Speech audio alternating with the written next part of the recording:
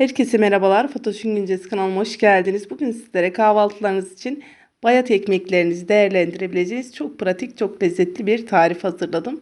İsterseniz bayat ekmekle, isterseniz taze bir ekmekle de bu tarifi hazırlayabilirsiniz.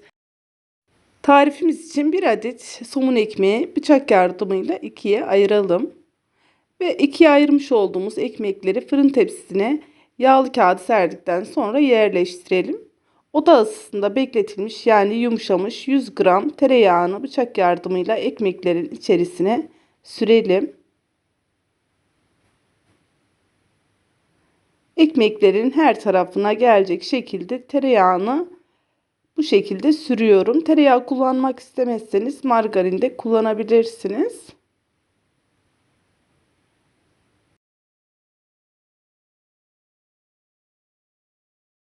Ekmeklerin içerisine tereyağını sürdükten sonra kenara alalım ve 3 adet yumurtayı derince bir kasenin içerisine kırarak hazırlayalım.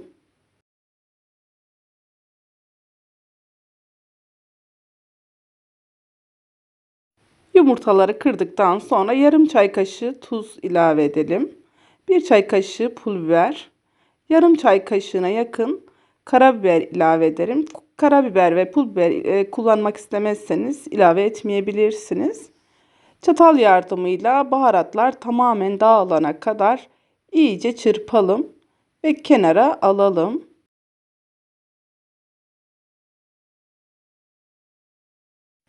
Tarifimiz için 200 gram kaşar peynirini rendeleyerek hazırlayalım. Kaşar peyniri miktarını damak tadınıza göre arttırıp veya azaltabilirsiniz. Kaşar peyniri de rendeledikten sonra hemen ekmeklerin içerisine hazırlamış olduğumuz yumurtayı kaşık yardımıyla veya kaseyle azar azar dökerek kaşığın alt tabanıyla yayalım. Burada çok dikkatli olmanız gerekiyor. Yani ekmeklerin kenarına taşırmadan kaşığın alt tarafıyla bu şekilde yumurtayı yayalım.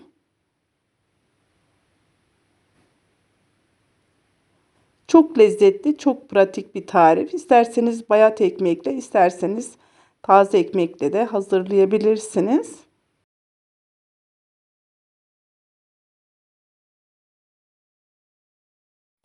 Hazırlamış olduğumuz yumurtanın tamamını ekmeklerin içerisine aktardıktan sonra rendelemiş olduğumuz kaşar peynirini bu şekilde ekmeklerin iç kısmına yerleştirelim.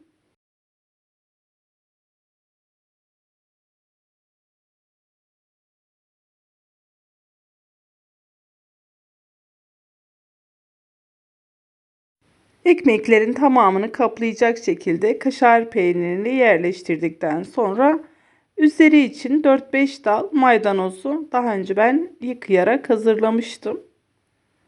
Yıkamış olduğumuz maydanozu yapraklarını elimizle kopararak kaşar peynirinin üzerine serpiştirelim. Maydanoz kullanmak istemezseniz kullanmayabilirsiniz. Yani bu şekilde de maydanoz kullanmadan da çok lezzetli oluyor. Elimizle kopararak maydanozları yerleştirdikten sonra 170 derecede fansız ayarda ekmeklerimizin üzeri kızarıncaya kadar pişireceğiz.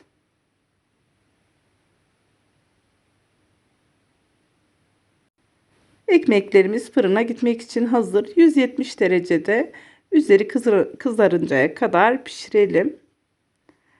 Ve görmüş olduğunuz gibi ekmeklerimiz nar gibi kızardı. Çok lezzetli, çok pratik bir tarif. Eminim sizler de denedikten sonra çok beğeneceksiniz arkadaşlar. Biraz soğuduktan sonra bir bıçak yardımıyla bu şekilde dilimleyerek servis tabağımıza alabiliriz. Ben çekimlerde fotoğraf çekimi için tekrar fırın tepsisine dilimledikten sonra aldım arkadaşlar. Siz bu şekilde dilimledikten sonra servis tabağınıza alarak servis edebilirsiniz. Sizlere yakından hemen iç dokusunu göstermek istiyorum.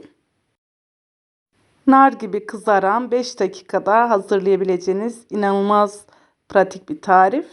Umarım sizler için yararlı, keyifli bir video olmuştur. Sıkılmadan izlemişsinizdir. Videomu buraya kadar izlediyseniz beğenmeyi, kanalıma abone olmayı, yorum yapmayı unutmayın lütfen. Bir sonraki videomda görüşmek dileğiyle. Kendinize çok iyi bakın. Hoşça kalın. Sevgiler.